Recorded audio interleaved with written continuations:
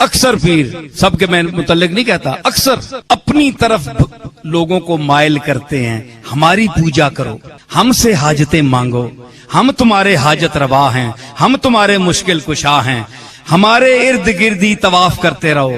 لوگوں کو پھنسائے رکھتے ہیں، اللہ کی بارگاہ میں نہیں بھیجتے، جو مشکل کشا بھی ہے، جو داتا بھی ہے، جو دیتا بھی ہے، جو مشن ہے نبیوں کا اس کی طرف نہیں بھیجتے، اپنی دکانیں چمکاتے ہیں۔ میں ان کے خلاف ہوں، اسی لیے لوگ مجھے وہابی کہتے ہیں۔ میں نے کون سا گناہ کر دیا ہے؟ میں نے وہ مشن اختیار کیا جو رسولوں نے اختیار کیا۔ بتائیں ہم میں سے کون تمہاری حاجت روا کر سکتا ہے؟ میں تو نہیں کر سکتا، میں تو خود محتاج ہوں اس کا، ہر سانس میں اس کا محتاج ہوں، تمہارے جیسا محتاج ہوں، کھلی زبان پہ کہتا ہوں، ڈنکے کی چوٹ پر کہتا ہوں۔ جس طرح ایک مکھی محتاج ہے اللہ کی، ایک ذرہ محتاج ہے، میں اسی طرح اس کا محتاج ہوں، ضعیف ہوں، ناتواں ہوں، کمزور ہوں۔ اگر کسی میں کس بل ہے تو بتائے، جوہر دکھائے، میدان میں اترے۔ کوئی کہے جناب کہ میں حاجت پوری کرتا ہوں، میں تمہارا مشکل کشا ہوں، میں نہیں مانتا، آج بھی نہیں مانتا، چاہے مجھے آپ کافر کہیں۔ کفر کے فتوے کو قبول کروں گا، یہ بات نہیں مانوں گا۔ کیوں؟ یہ قرآن کی تعلیم کے بھی خلاف ہے، رسول اللہ کے اسوہ حسنہ کے بھی خلاف ہے، اولیاء اللہ کی تعلیمات کے بھی خلاف ہے۔ اے جناب پیر صاحب پتر دے سن، اے مولوی صاحب نے تعویذ نال جناب پتر جمسی، اللہ کو فارغ ہو گیا؟ یہ باتیں آپ ایک پیر کی زبان سے سن رہے ہیں، میرا ایک درگاہ سے تعلق ہے۔ کہاں گئی وہ رسول اللہ کی توحید؟ کہاں گئی وہ صحابہ کی توحید؟ وہ حسین نے جو علم جہاد بلند کیا تھا کربلا میں، وہ اعلائے کلمت الحق کی آواز کہاں گئی؟ رسول اللہ کی امت کیوں سو گئی ہے؟ افسوس کا مقام ہے کہ نہیں؟ بولو، اللہ کے گھر میں بیٹھے ہوئے۔ اب ذرا سے ہٹ کر کوئی بول دے یہ تو وہابی ہو گیا ہے جی، یہ توحید بیان کرتا ہے، یہ وہابی ہے۔ تے نبی ساری عمر توحید بیان کرنے رہے، انہاں کے آکسو تے قرآن ساری توحید بیان کر رہا ہے، اللہ کے آکسو۔ اب میں چاہ رہا ہوں کہ آخر میں آج کی کلاس میں جتنا ہمارا ٹائم یہ بچا ہے 35-40 منٹ، اس میں وہ 10 بڑے بڑے جو وسوسے ہیں، اشکالات ہیں، ایمبیگوٹیز ہیں، دھوکے ہیں، جو علماء سو دیتے ہیں اپنی پبلک کو یہ بات منوانے کے لیے کہ بابوں کو پکارو، ولیوں کو پکارو، پیغمبروں کو پکارو، فرشتوں کو پکارو، بس اللہ کو نہ پکارو۔ اور جب کوئی کہ اللہ کو پکارو تو کہیں پیچھے تے اللہ ہی ہے۔ انہوں نے اللہ نو بھی پیچھے کر دیتا ہے، نبی نو بھی پیچھے کرتا ہے، نبی کے مقابلے پہ اپنے اپنے بزرگ کھڑے کر لیے۔ جب ہم کہتے ہیں یار یہ تو قرآن میں تو یہ لکھا ہے، وہ کہتے ہیں جی ہمارے بزرگوں کو قرآن نہیں آتا تھا، اور ہمارے بزرگ تو وہی کچھ بتا رہے ہیں، پیچھے نبی نے، نبی بھی پیچھے۔ جب توحید کی بات کریں کہ بھئی اللہ سے دعا مانگو، وہ کہتے ہیں ہم جو بزرگوں سے بھی مانگتے ہیں، ہم کب کہتے ہیں وہ خود دیتے ہیں، وہ اللہ سے لے کے دیتے ہیں، پیچھے اللہ ہی ہے، اللہ بھی پیچھے، نبی بھی پیچھے، تے بابے اگے لے آندے۔ اور جو کہتا ہے کہ یار ان کو ہٹاؤ بابوں کو، اور اس کو بڑے آسان الفاظ میں کہتا ہے کہ مرنے سے پہلے اے مسلمان کر لے اس پہ غور، کتابوں کا خدا اور ہے، بابوں کا خدا اور۔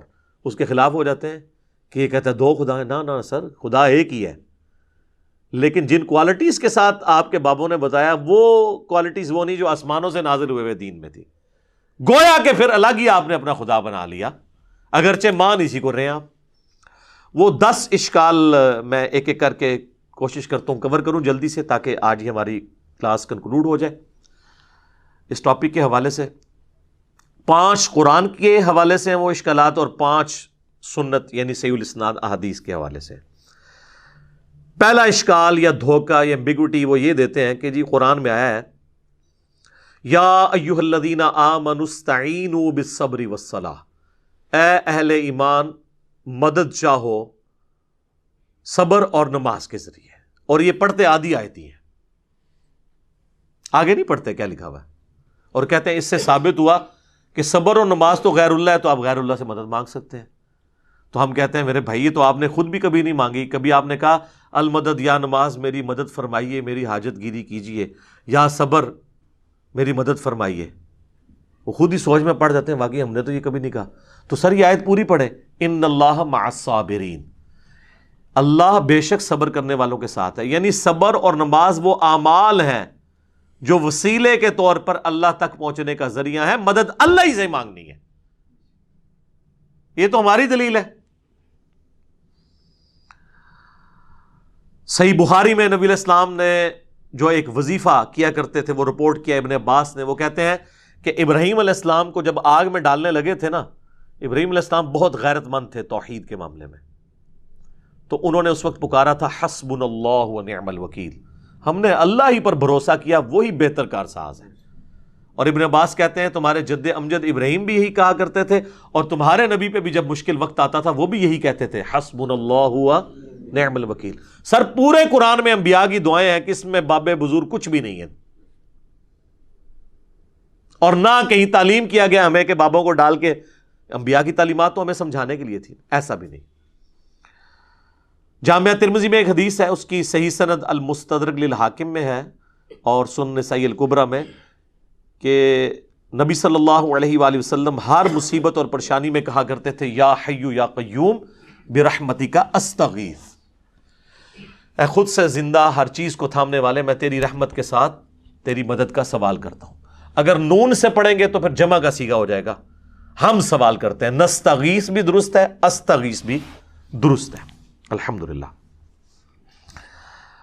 اچھا اب دوسرا اشکال سنیں جی. وہ کہتے ہیں جی عیسیٰ علیہ السلام کے بارے میں قرآن میں آیا ہے، انہوں نے کہا تھا من انصاری الی اللہ، تو قال الحواریون نحن انصار اللہ. حضرت عیسیٰ نے خود مدد مانگی ہے جی غیر اللہ سے، اپنے ساتھیوں سے کہ کون اللہ کے لیے میری مدد کرے گا، اور ساتھیوں نے بھی کہا کہ ہم اللہ کے لیے آپ کی مدد کرنے کو تیار ہیں. تو اس کا مطلب یہ ہے کہ حضرت عیسیٰ کے صحابہ جو ہیں وہ حضرت عیسیٰ کے مشکل کشا ہوئے نا پھر تو، یعنی حضرت عیسیٰ نہیں مشکل کشا، ان کے ساتھی ان کے مشکل کشا تھے. واہ واہ سبحان اللہ. اس کا یہ مطلب ہی نہیں ہے. وہ کہہ رہے کون اللہ کے لیے مدد کرے میری دین کے کاموں میں. اس میں یہاں کا لکھا ہوا ہے کہ ان کے ساتھی فوت ہو گئے تھے اور وہ قبر پہ جا کے کہتے تھے قبروں سے نکلو اور روحانی طور پر جسد امثالی کے ساتھ آ کر میری مدد کرو. یہ بھی ایک نوی ٹرم ہے. تو دوسری کہنا نا قاسم نوتوی صاحب 6 سال بعد کس طرح نکلے وہ دیوبند کی صلح کرانے کے لیے بیداری میں. وہ کہتے ہیں جسد امثالی کے ساتھ ایک نیا ان کو جسم ملا تھا تو اسے قبر نکلا ہے. اچھا بریلویوں کے بابے نکل آئے تو وہ شرک، دیوبندیوں کے نکل آئے تو توحید.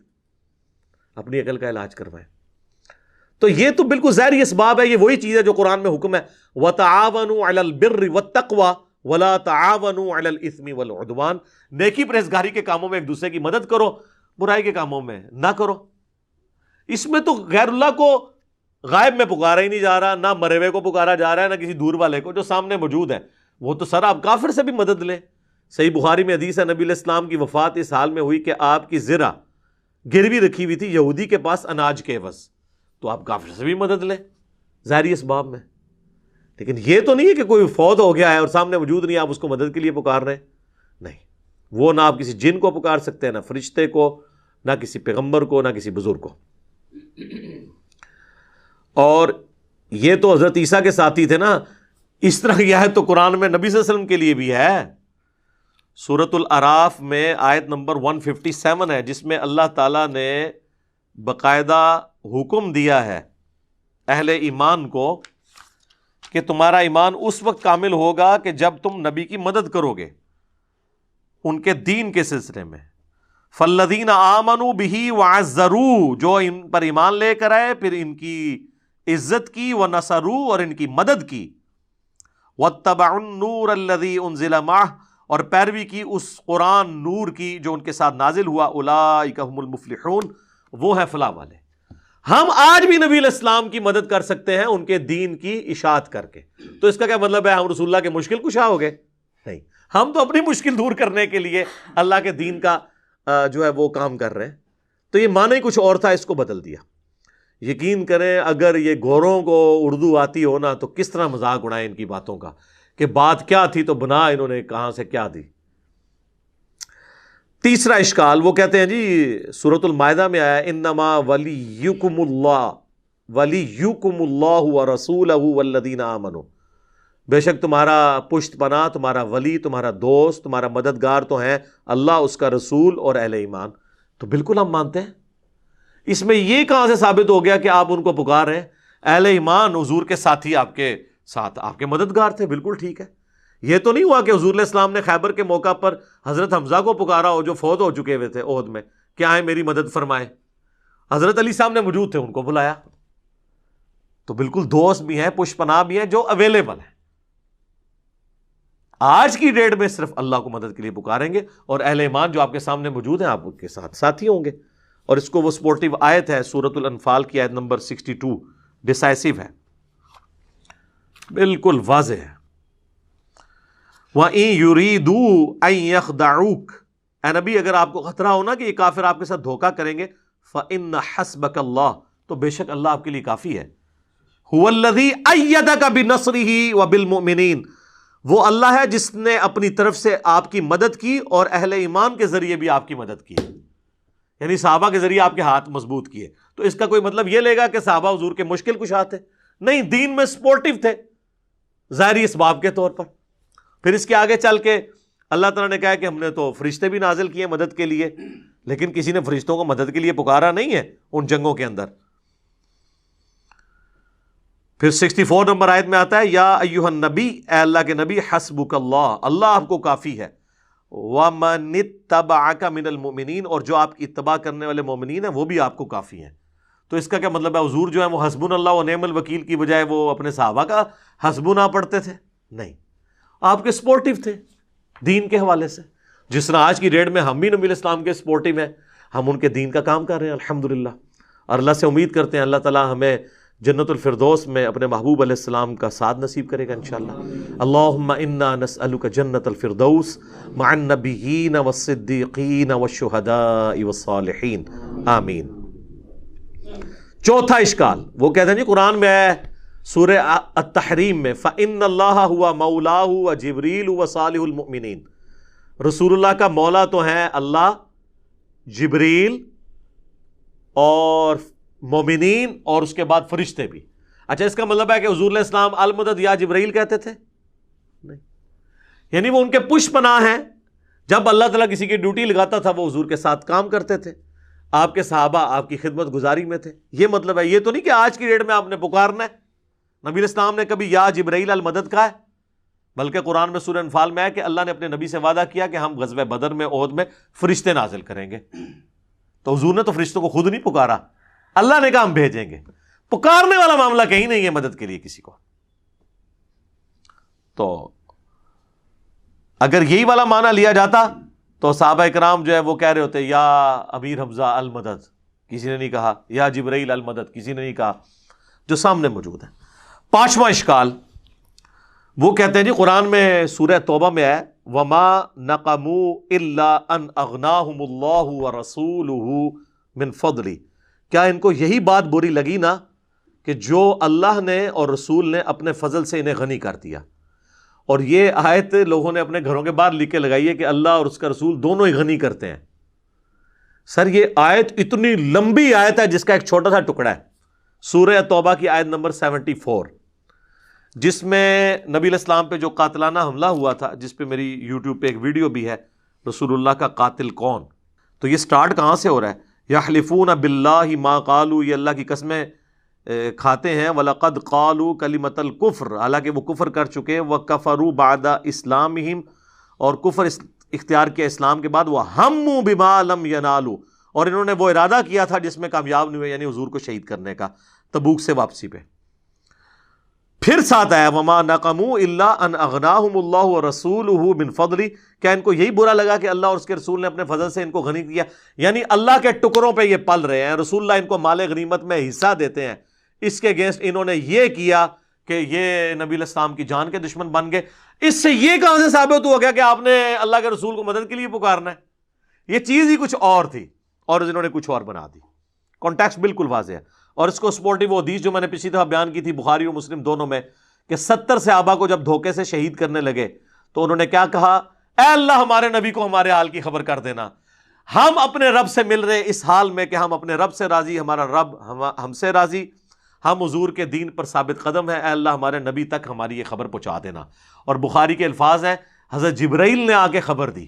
انہوں نے یہ بھی نہیں کہا کہ اے جبرائیل آپ خبر پہنچا دیں، یا رسول اللہ انظر حالنا، انہوں نے نہیں کہا، انہوں نے کہا اے اللہ آپ خبر کر دیں.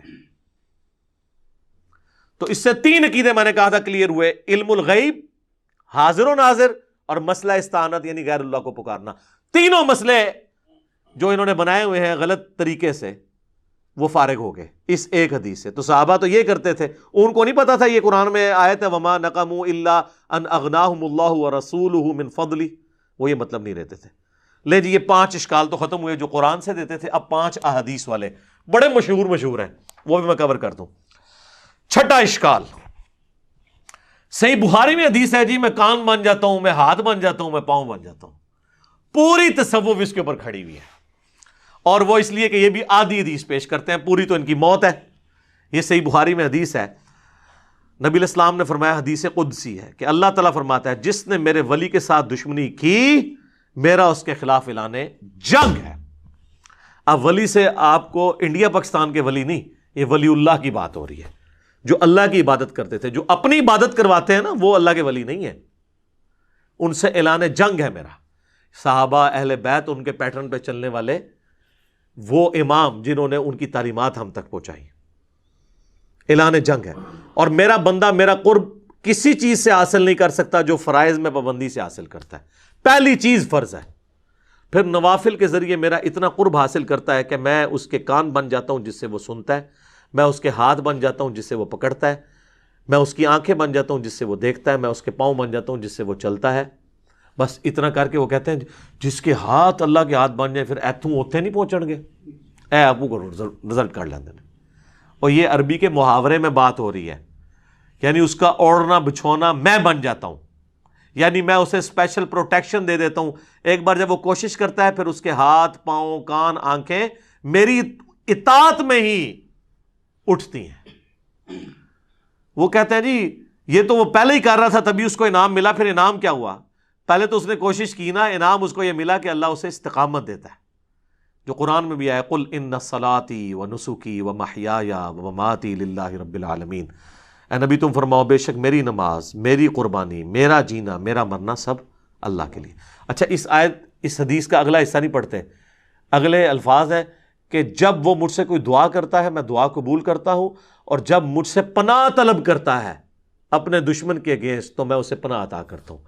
تو میرے بھائی جس کا ہاتھ اللہ خود بن چکا ہے وہ دشمن کی گیچی خود کیوں نہیں مروڑ دیتا؟ اللہ سے کیوں مانگ رہا ہے؟ اس لیے کہ کوئی نہیں ایسے کر سکتا, اللہ ہی سے مانگنا ہے. ورنہ وہ کہتے ہیں ہاتھ بن گیا پاؤں بن گیا تو اب وہ جو مرضی کرے. اور ویسے آپ کو شرم نہیں آتی کہ اللہ کا پاؤں کوئی بنے گا؟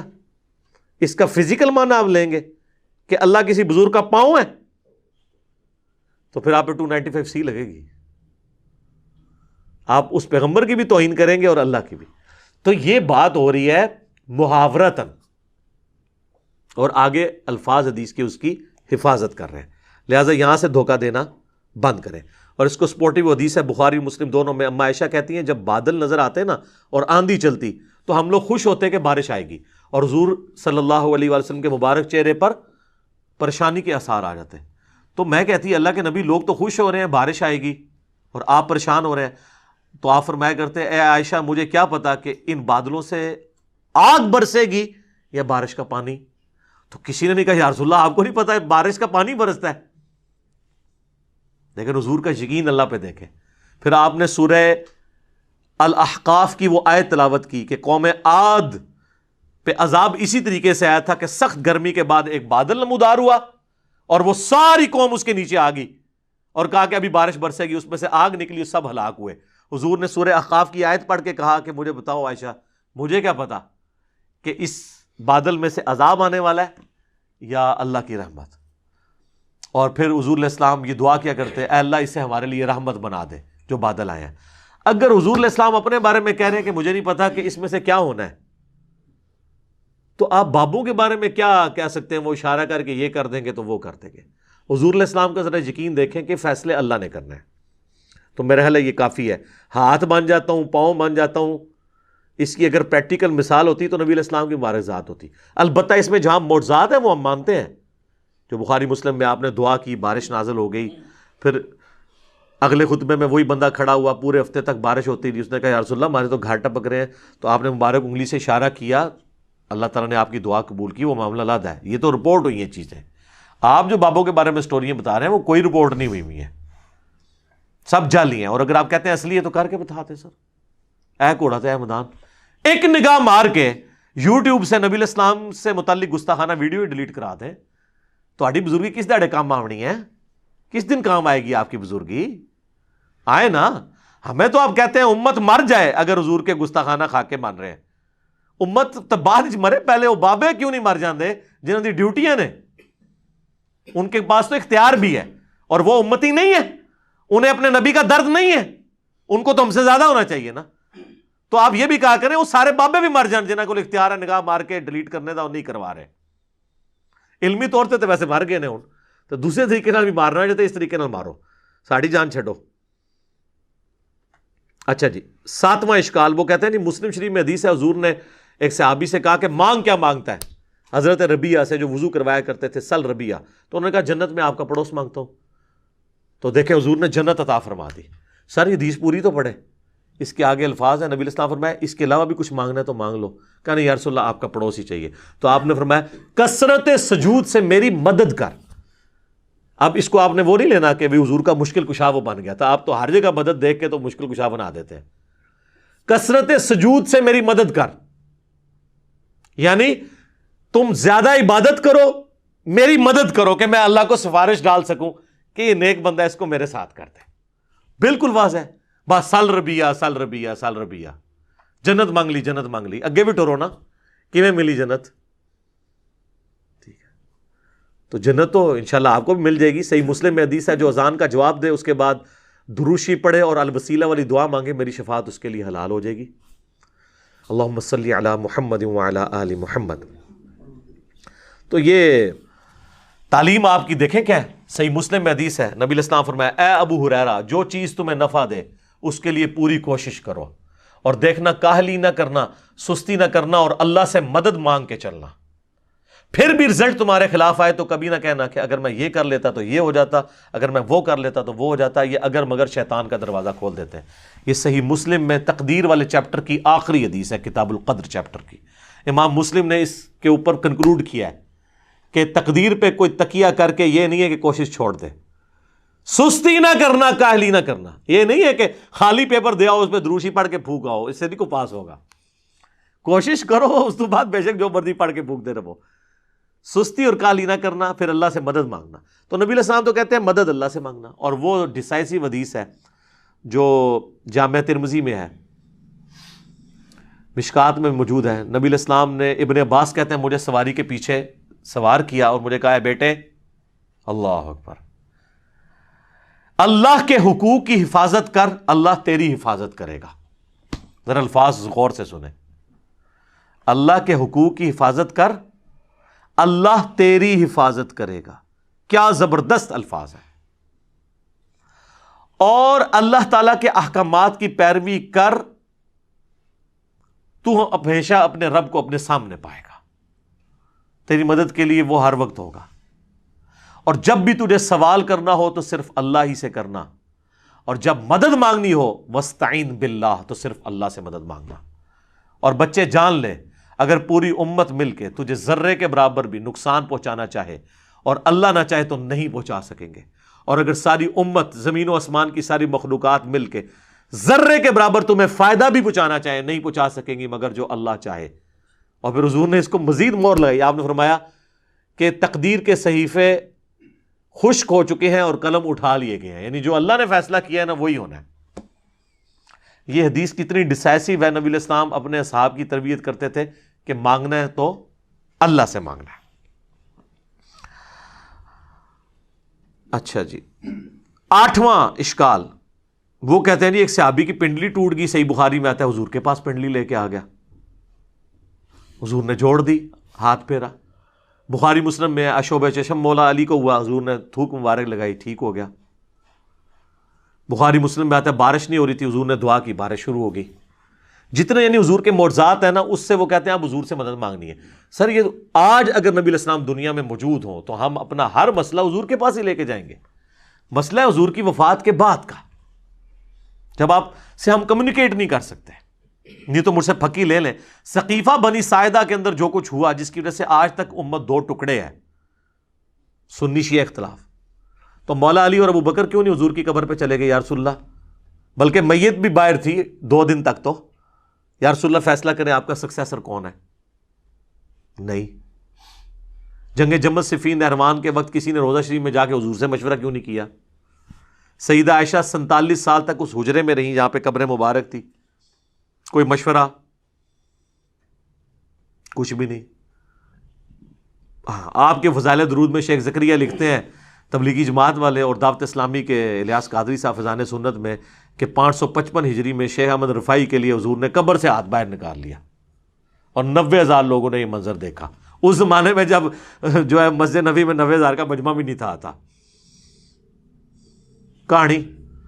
اور دیکھنے والوں میں شیخ عبد القادر جیلانی کا نام بھی ذکر کیا جاتا ہے. اور عبد القادر جیلانی بیچارے دیکھتے ہی رہے، انہوں نے نہیں چومے ہاتھ، اور انہوں نے مرید نے چوم لیا، شیخ احمد رفاعی نے. سب کہانیاں جوڑی ہوئی ہیں، جوڑتے رہے. یہ کچھ صحابہ کے ساتھ نہیں ہوا. تو یہ یعنی نبی علیہ السلام کی وفات کے بعد یہ جو معجزات ہیں، یہ تو ہم آج بھی مانتے ہیں حضور موجود ہوں. اور میں اب اس سے زیادہ سخت بات کرنے لگا ہوں، برا نہیں ماننا. اگر کسی کو یقین ہے نا کہ ایسا ہوتا ہے تو اپنی ایک پنڈلی کی قربانی دے نا، خود ہی توڑ کے لے آئے. روضہ شریف تک ہم اسے لگا دیتے ہیں، ویزا لگوا دیتے ہیں، وہاں پہ روضہ شریف پہ آپ کو لے جاتے ہیں. جائیں اپنی پنڈلی کی ہڈی جوڑ کے بتائیں. ان کو بھی پتہ نہیں جوڑے گی. ہاں، نبی علیہ السلام اگر دنیا میں موجود ہوں تو یقیناً ہاتھ پھیرنے سے یہ ہو جائے گا.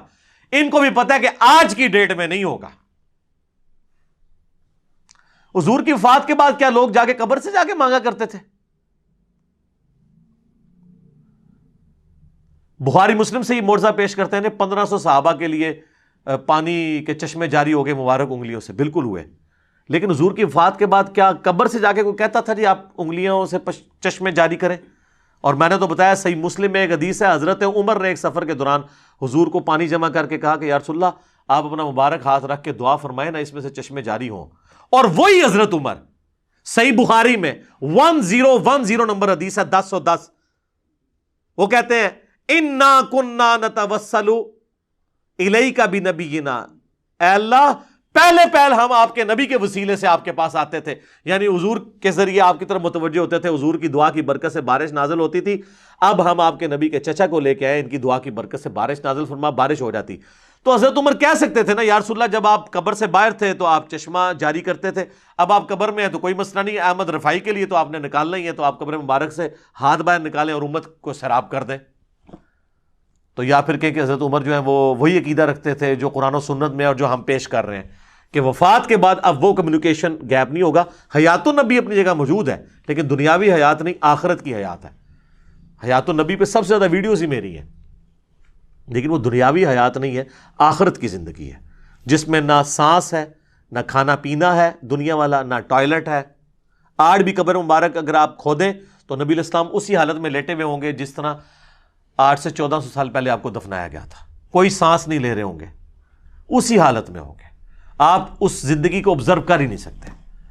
تو یہ پیش کرنا ہے معجزات کے ذریعے، یہ بالکل جھوٹ ہے. ورنہ تجربے کے لیے پھر تیار ہو جائیں، جس نے پنڈلی کی قربانی دینی ہے تو کریں. پھر 9واں اشکال وہ کہتے ہیں جی اس کو بلکہ شعر بنا دیا، آج لے ان کی پناہ، آج مدد مانگ ان سے، پھر نہ مانیں گے گر قیامت میں گر مان گیا. وہ اعلیٰ حضرت کا شعر ہے کہ قیامت میں تو نے بھی حضور سے ہی شفاعت کرانی ہے، تو آج کیوں نہیں حضور کو مدد کے لیے پکارتا؟ ادھر تو نے حضور کو ہی پکارنا ہے نا. سر اس لیے پکارنا ہے کہ حضور سامنے ہوں گے صلی اللہ علیہ وسلم. دنیا میں بھی جب سامنے موجود تھے تو حضور کو اپنے مسئلے بتانے تھے. آخرت میں بھی جب حضور علیہ السلام سامنے آئیں گے تو ان کے سامنے ہی ان کو ہی ہم اللہ کے حضور اپنا وسیلے کے طور پہ پیش کریں گے، انہی کے ہاتھ پہ شفاعت کا دروازہ کھلے گا. لیکن یہ بیچ والا پورشن آپ نے کہاں سے نکال لیا؟ جیسے آپ تراویح سے 20 تراویح نکال لیتے ہیں اور یوفون سے یوفون نکال لیتے ہیں، مسقال ذرۃ خیر یرا سے مسقال نکال لیتے ہیں. الفاظ کے میچ کرنے سے وہ چیزیں نہیں نکل آتی. تو حدیث شفاعت والا معاملہ ڈیفرنٹ ہے. ورنہ میں نے حضرت عمر والا بتا دیا. وہ تو کہتے ہیں جب تک نبی موجود تھے ان کے ذریعے متوجہ ہوتے تھے، اب ان کے چچا کو ان کی دعا کی برکت سے. وہ کہتے ہیں جی مصنف ابن ابی شیبہ میں ایک روایت ہے اور حافظ ابن کثیر نے بھی نقل کی ہے سورہ نساء کی آیت نمبر جو 64 ہے، وَلَوْ أَنَّهُمْ إِذْ ظَلَمُوا أَنفُسَهُمْ جَاءُوكَ، جب اپنی جانوں پر ظلم کرو تو حضور کی خدمت میں حاضر ہو جاؤ، حضور شفاعت کریں گے تو اللہ توبہ قبول کرے گا. اس آیت کے کانٹیکسٹ میں ابن کثیر بھی لے کے آئے کہ ایک جو ہے نا وہ اعرابی حضور کی قبر پہ حاضر ہوا اور کہا یا رسول اللہ قرآن میں تو حکم ہے کہ یہ حکم حضرت عمر کو نہیں پتا تھا. اور ایک پینڈو کو پتہ چل گیا، اپنی عقل کا علاج کراؤ. اسی لیے کہا گیا نا علیکم بسنتی و سنت الخلفاء الراشدین المہدیین. صحیح بخاری 1010 میں تو حضرت عمر کہہ رہے ہیں اللہ جب تک نبی موجود تھے ہم ان کو وسیلے کے طور پہ پیش کرتے تھے، اب ان کے چچا کو لے کے آئے ہیں. تو حضرت عمر کو نہیں پتا تھا میں جا کے ڈائریکٹ پہ قبر پہ جا کے وَلَوْ أَنَّهُمْ ظَلَمُوا أَنفُسَهُمْ جاؤ کا پڑھ لوں. Point to be noted. تو وہ کہتے ہیں بھی وہ خواب میں حضور کی زیارت ہوئی اور کہا کہ عمر کو میرا سلام کہنا، اور کہنا ان قریب بارش ہو جائے گی. اور کئی کہتے ہیں قبر سے آواز آ گئی، عمر کو سلام کہنا اور اسے کہنا عوام پہ نرمی کرے. سر یہ مصنف ابن ابی شیبہ میں جو روایت ہے نا، اس میں آمش مدلس ہے اور ان سے روایت کر رہا ہے اور سما کی تصریح نہیں ہے. اور صحیح مسلم کے مقدمے میں امام مسلم نے یہ پیٹ رول لکھا ہے کہ مدلس کی آن والی روایت سما کی تصریح سے کے بغیر، حدثنا یا اخبرنا کے بغیر قابل قبول نہیں ہوگی. ایک جعلی روایت کو لے کے عقیدہ گھڑ رہے ہیں جو بخاری کی 1010 نمبر حدیث کے بھی خلاف ہے اور قرآن کی اس آیت کے کانٹیکسٹ کے بھی خلاف ہے. سر یہ قرآن ذرا کھولیں، سورہ نساء کی آیت نمبر 64 میں اللہ تعالیٰ نے منافقین کو کہا ہے کہ یہ طاغوت کے پاس فیصلے کرواتے تھے، حالانکہ نبی علیہ السلام کو اپنا حکمران مانا ہوا تھا، اوپر سے کلمہ گو تھے اندر سے منافق تھے. تو اللہ تعالیٰ نے فرمایا کہ اب جو انہوں نے ظلم کیا نا کہ اپنا فیصلہ کافروں سے کروایا، تو اب ان کو چاہیے حضور کے سامنے آئے، حضور سے معافی مانگے، آپ صلی اللہ علیہ وآلہ وسلم اللہ کے حضور ان کی شفاعت کریں کہ جو انہوں نے یہ مس بیہیو کیا کہ بجائے حضور کو جج ماننے کے جا کے یہودیوں سے فیصلہ کروایا، پھر اللہ ان کو معاف کرے گا. وہ تو کنٹیکسٹ ہی ڈیفرنٹ تھا، اس کو آپ نے پکڑ کے حضور کی وفات کے بعد کیسے لگا دیا؟ بات کون سی تھی؟ اور وہ کہتے ہیں یہ آیات جنرلائز ہیں. اچھا جی جنرلائز ہیں تو وَلَوْ أَنَّهُمْ إِذْ ظَلَمُوا أَنفُسَهُمْ جَاءُوكَ اس کے تحت سقیفہ بنی ساعدہ پھر کیوں ہوا؟ جنگ جمل صفین نہروان کیوں ہوئی؟ صحابہ کیوں نہیں قبر رسول سے جا کے فیصلہ کرواتے رہے؟ اس وقت تو قبر میں بھی نہیں نبی علیہ السلام گئے تھے، 2 دن تک تو میت مبارک باہر تھی، جنازہ جاری تھا، کسی کو وسوسہ بھی نہیں آیا کہ حضور سے ہی جا کے پوچھ لیں، کیونکہ اس زمانے میں عقیدے نہیں ہوا کرتے تھے. یہ آج کے جھگڑے ہیں جی، عطائی ذاتی، مستقل بالذات، غیر مستقل بالذات، پتہ نہیں کیا کیا کہانیاں بنائی ہوئی ہیں. اور جناب صحیح مسلم میں حدیث ہے، ایک صحابی نے حضور کے سامنے خطبہ دیتے ہوئے کہا میں یطیع اللہ و رسولہ فقد رشدا، جو اللہ رسول کی اطاعت کرے وہ کامیاب ہوا، ومن یعصہما اور جس نے ان دونوں کی نافرمانی کی فقد غوا وہ گمراہ ہو گیا. آپ نے فرمایا بئس الخطیب انت، کتنا برا خطیب ہے تو نے یہ کیوں کہا ان دونوں کی؟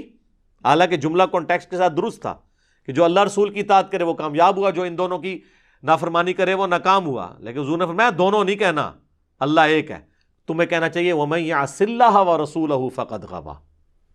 اس نے نہیں آگے سے کہا کہ ہک ہے جڑا ہک کی ڈھوں آکھے وہ کافر و مشرک ہے.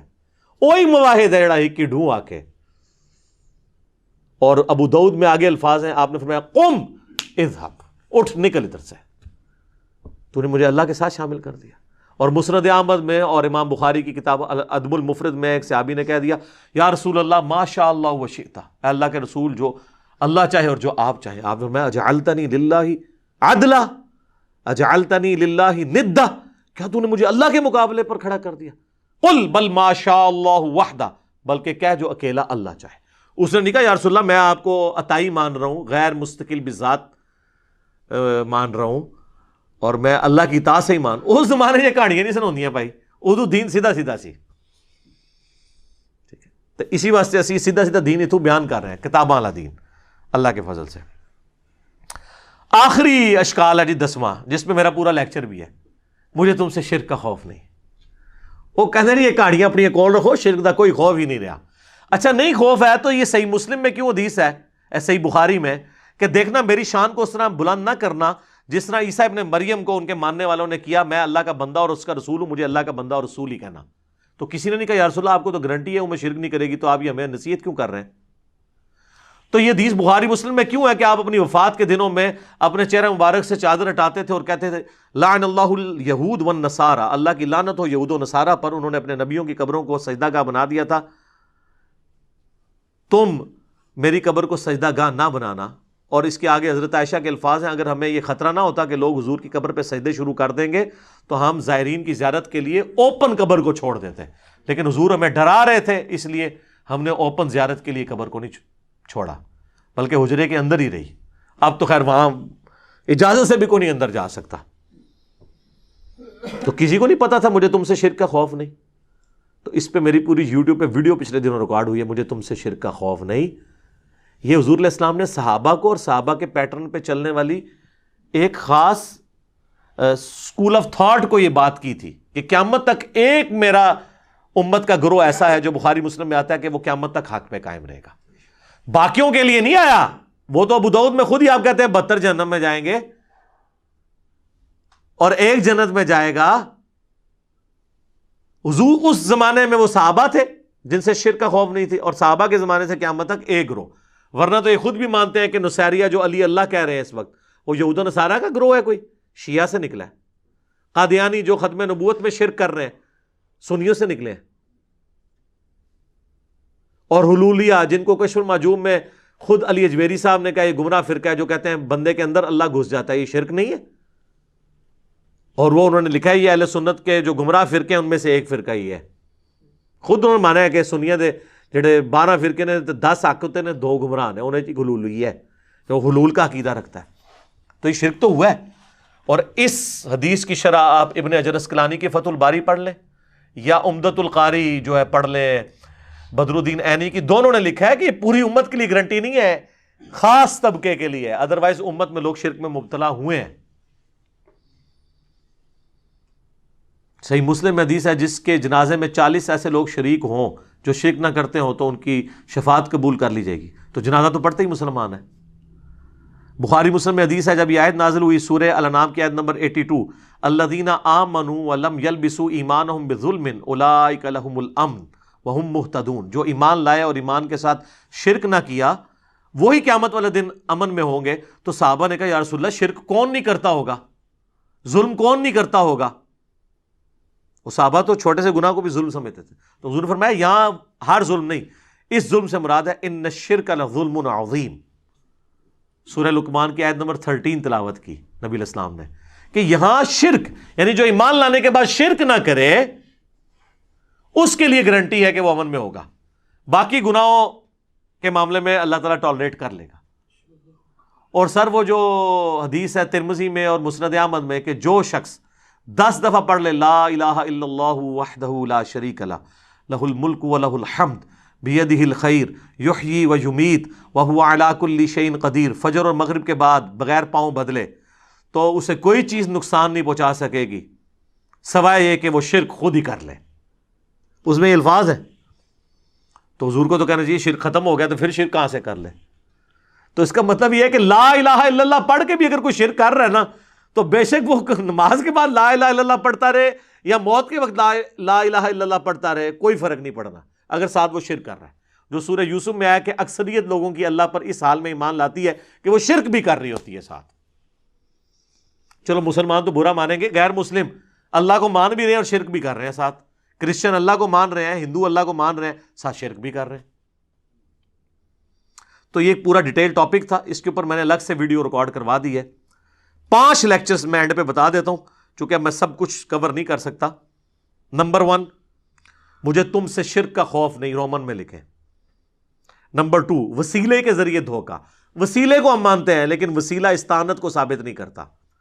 نمبر 3 قصہ موسیٰ اور خضر، اس کے اوپر پوری تصوف کھڑی کی ہے، پورا لیکچر دیا ہے. نمبر 4 تخت بلقیس، کہتے بندہ لبو کیڑا سی، بندہ لب لے میں لب لے. اللہ نے ایسا بندہ اٹھ چھڑیا ہے کہ انہیں سارے بندے لب لینے. اور 5واں حضرت اویس کرنی، وہ کہتے ہیں ویسی روحانی سلسلہ ہوتا ہے. یہ 5 لیکچرز ہیں یعنی یہ 5 گھنٹے مزید ہیں لیکن قرآن کلاس متحمل نہیں ہے. ایک ایک حدیث جے پی جی ڈسپلے کروایا ہے، ایک ایک حدیث کا نمبر ڈسپلے کرایا ہے. یہ 5 لیکچر آپ دیکھیں تو اسی کے ساتھ ریلیٹڈ ہیں. وہ انشاءاللہ تعالیٰ آپ کو ساری کی ساری گیم سمجھ آ جائے گی. آخر میں حدیث بیان کرتا ہوں، بخاری مسلم دونوں میں حدیث ہے، تم بھی اگلے لوگوں کے راستے پہ چل پڑو گے قدم بقدم بالشت بر بالشت، حتیٰ کہ ان میں سے کوئی گوہ کے سوراخ میں داخل ہوا تو تم بھی وہی کام کرو گے. صحابہ نے کہا یہ اگلے لوگوں سے مراد کیا یہود و نصارہ ہیں؟ آپ نے فرمایا اگر وہ مراد نہیں تو اور کون مراد ہے؟ تو ڈاکٹر اشرف آصف جلالی صاحب نے کہا کہ یہاں یہود و نصارہ کا فیشن مراد ہے، شرکیہ عقائد مراد نہیں ہے. ہم نے کہا نا، اس حدیث کا بھی شان نزول شاد ارشاد موجود ہے جامعہ ترمذی میں اور مشکات میں بھی موجود ہے کہ صحابہ کہہ رہے ہیں کہ ہم غزوہ حنین کے موقع پر ایک درخت کے پاس سے گزرے جسے ذات انوات کہا جاتا تھا، اور مشرکین عرب جنگ کے لیے اپنا اسلحہ اس پہ پہلے لٹکاتے تھے تاکہ اس سے برکت حاصل کریں، ان کا عقیدہ تھا اس سے ہم جنگ جیت جائیں گے۔ تو صحابہ نے جب دیکھا تو کہا یا رسول اللہ آپ بھی ہمارے لیے کوئی اس طرح کا ایک درخت مقرر کر دیں۔ ہائے ہائے، آپ نے کہا سبحان اللہ، آج تو تم نے وہی بات کر دی جو موسیٰ کے ماننے والوں نے کی تھی۔ پھر نبی علیہ السلام نے سورۃ الاعراف کی آیت تلاوت کی کہ موسیٰ کے ساتھی جب ایک جگہ سے گزرے جہاں پہ کچھ لوگ بتوں پر دھیان کیے ہوئے اعتکاف بیٹھے تھے، تو کہا ہمارے لیے بھی اللہ کا کوئی بت بنا دے۔ حضور نے کہا تم مجھ سے اللہ کا بت مانگ رہے ہو؟ کسی نے نہیں کہا یا رسول اللہ ہم نے اللہ کا بت کہا، ہم تو فیض کے لیے ایک درخت مانگ رہے ہیں، تو اسی قبرہ پہ چٹ دے ہو۔ حضور نے درخت نہیں چٹن دیتا اور کہا کہ اے بھی اللہ کا بت بنان لگے ہو تسی۔ تو آپ فرمایا تم نے موسیٰ کے ماننے والی بات کر دی۔ پھر آپ فرمایا اللہ کی قسم تم بھی اگلے لوگوں کے پیچھے چل پڑو گے، یعنی جو جو شرکیہ کام انہوں نے کیے تم بھی کرو گے، یعنی اس امت میں بھی یہ کام آئیں گے۔ تو یہ حدیث بخاری مسلم کی وہ شرح بیان کر رہی ہے کہ یہاں مراد فیشن نہیں ہے بلکہ شرکیہ عقائد ہیں جن سے اللہ تعالی ہمیں محفوظ رکھے۔ اللہ تعالیٰ سے دعا ہے جو حق بات میں نے کہی اللہ تعالیٰ ہمارے دلوں میں راسخ فرمائے، اگر جذبات میں میرے منہ سے کوئی غلط بات نکل گئی تو اللہ تعالیٰ ہمارے دلوں ہی سے معاف کر دے، ہمیں شرک کی لعنت سے بچائے، توحید کے اوپر قائم رکھے اور اس کا سپاہی بننے کی توفیق عطا فرمائے۔ امام الموحدین صلی اللہ علیہ وآلہ وسلم کی قیامت والے دن ہمیں شفاعت نصیب فرمائے۔ سبحانک اللہم وبحمدک اشہد ان لا الہ الا انت استغفرک واتوب الیک وما علینا الا البلاغ المبین۔ جزاکم اللہ خیرا۔